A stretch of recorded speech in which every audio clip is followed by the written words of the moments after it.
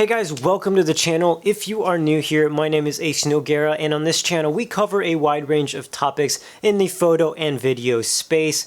Tips to help you take everything to the next level. In this one, we are going to go over what's called double exposures. And if you're not sure what that is, here are some examples to give you an idea.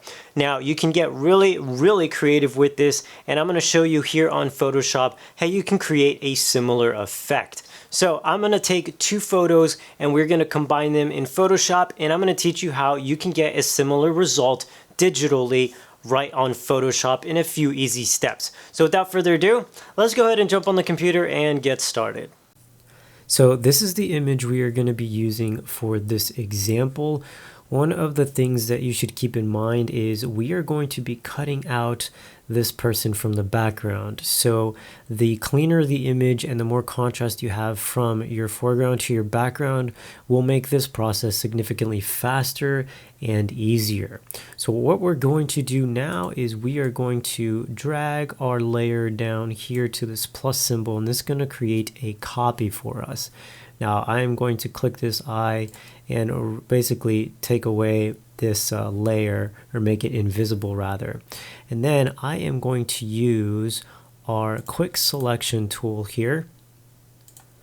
And we are basically going to paint over this area and make it a selection. As you can see, this is where it is really helpful to be able to have a clean cut transition from your foreground to your background, as this makes it significantly easier to cut it out automatically versus going in and doing this manually. I am going to actually right click inside our mask here and click on layer via cut.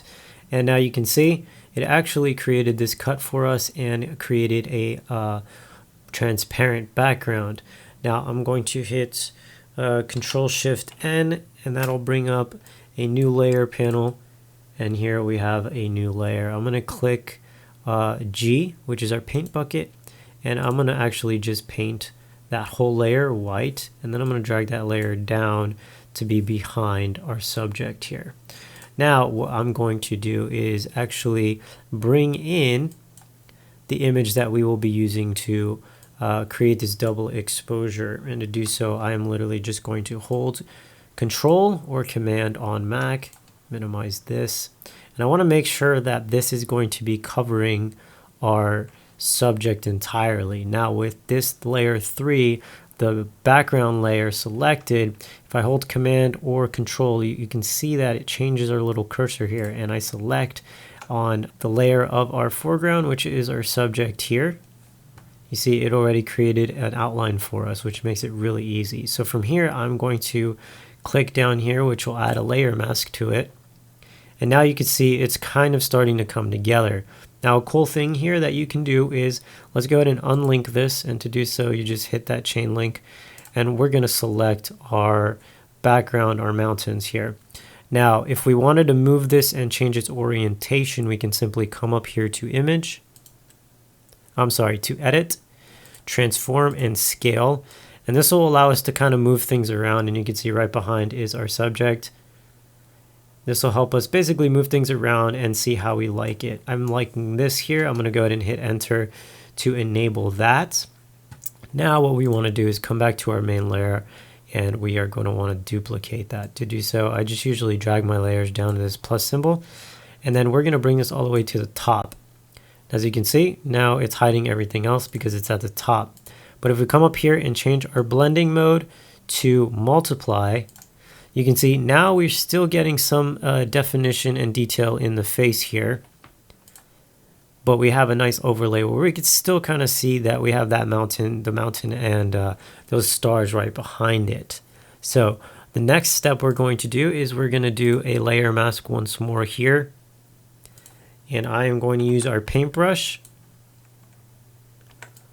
As you can see, if I start painting away with our white brush, it starts to reveal a lot more detail while still keeping some of the facial features retained. Now we could paint over this if we wanted to, but that doesn't exactly look good. So to bring that back, we'll just switch my swatch, my color swatch, to white, and that'll start to bring in a little bit more detail here. You can easily fine tune this to really however you would like.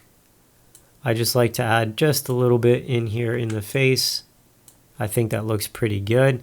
And you can also change up a few things. So for example, you can actually come up here, select our subject, and then click on image, adjustments, brightness. And here we can actually change up our brightness. So if you wanted to make things a little bit brighter but retain some more of the detail, we could do so. So for example, that's with it on, with it off, with it on. So we're able to still retain some detail, but we brightened everything up to kind of seamlessly go a little bit better. I'm going to actually bring this down a little bit, just like that. And I'm going to see how contrast plays out. I actually like it just about right here. So I'm going to go ahead and click OK there. And now you can see we were able to create our double exposure. And that is going to conclude this Photoshop tutorial and how you can get double exposures on Photoshop.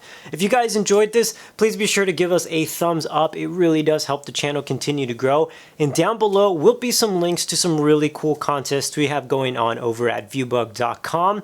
These are contests you guys can enter and win some really awesome prizes and the potential to gain exposure worldwide. So don't forget to check those out. And as always, thanks for watching, and I will see you all in the next one.